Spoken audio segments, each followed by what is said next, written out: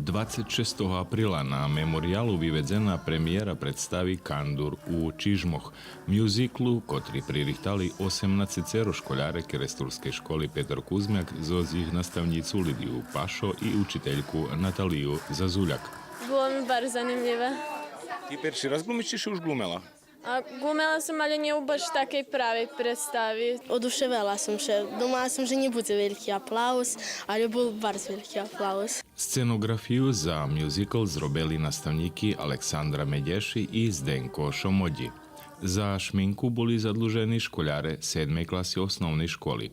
Ton majstor bol Dejan Hardy, a majstor švetla Sašo Paljenkaš. Keresturski musical popri predškolcoch i školjaroch zo Keresturske osnovnej školy provadzeli i dzeci zo mjesto gdje se otrimuje výborná nastava ruského jazyka zo elementami nacionalnej kultúry, ktorí takoj posle predstavi svojim parnjakom zo Kerestura zo skratku programu ukazali jak i co oni učia so svojima učiteľkami po mestoch, gdje žiju.